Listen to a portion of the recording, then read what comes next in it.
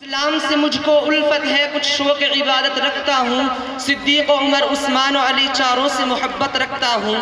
معزز سامعین گرامی، آج کے اس باوقار جلسے میں ان اصحاب خیر کا تذکرہ کروں گا جن کے بارے میں اللہ جل جلالہ عما نوالہ نے ارشاد فرمایا، یہ وہ لوگ ہیں جن کے دلوں کو اللہ پاک نے تقوی کے لیے خالص کر دیا، ان کے لیے مغفرت کا اعلان اور اجر عظیم ہے۔ نیز سرور کائنات صلی اللہ علیہ وسلم نے اپنی پیاری زبان سے فرمایا، میرے صحابہ ستاروں کے مانند ہے، جس کی بھی اقتدا کرو گے راستہ پا جاؤ گے۔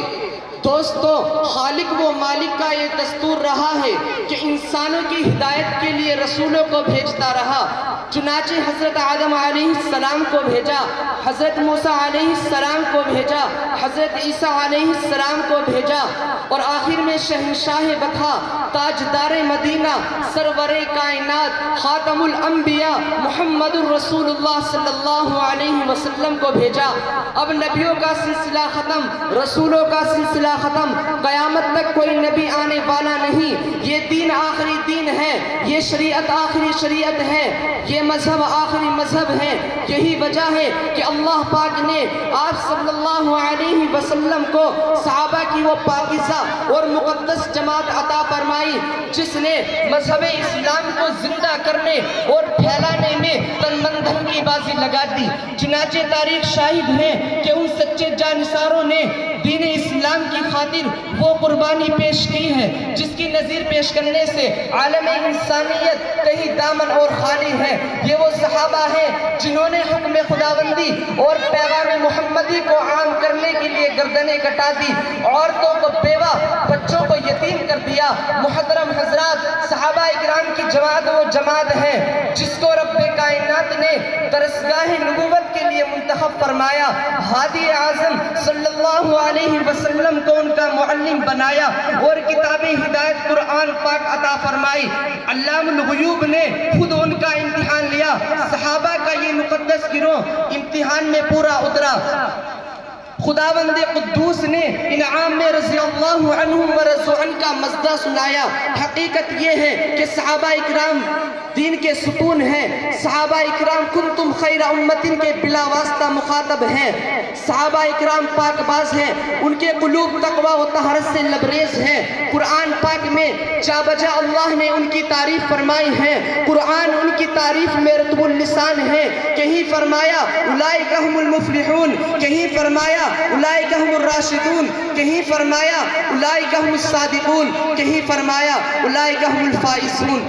حدیث پاک میں رسول عربی صلی اللہ علیہ وسلم نے فرمایا، بخاری شریف کی روایت ہے، اگر تم میں سے کوئی شخص احد پہاڑ کے برابر سونا خرچ کرے تو وہ صحابہ اکرام کے ایک پاؤں کے برابر بھی نہیں۔ اللہ اکبر۔ ملت اسلامیہ کے پیارے نوجوانوں، صحابہ واجب الاحترام ہیں، ان کا تذکرہ اچھائی کے ساتھ کرنا لازم اور ضروری ہے۔ یہ وہ صحابہ ہیں جنہوں نے دین اسلام کے لیے زندگی وقت وردی تھی۔ یہ وہ صحابہ ہے جنہوں نے آفتاب ہدایت سے بلا واسطہ نور حاصل کیا تھا۔ یہ وہ صحابہ ہیں جنہوں نے ہمیشہ دنیا پر آخرت کو ترجیح دی۔ ہاں، یہ وہ صحابہ ہیں جنہیں خوف خدا کا سرمایہ حاصل تھا۔ یہ وہ صحابہ ہیں جنہوں نے گھر بار چھوڑ کر رضائے حق کو اپنی زندگی بنا لیا۔ یہ وہ صحابہ ہیں جو حق و صداقت کا مجسم نمونہ تھے۔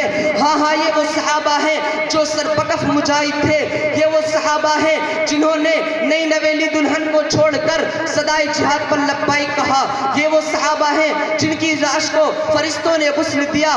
ہاں، یہ وہ صحابہ ہیں جو موت سے نہیں بلکہ موت ان سے ڈرتی تھی۔ ہاں، یہ وہ صحابہ ہیں جن کو سمندروں نے راستہ دیا۔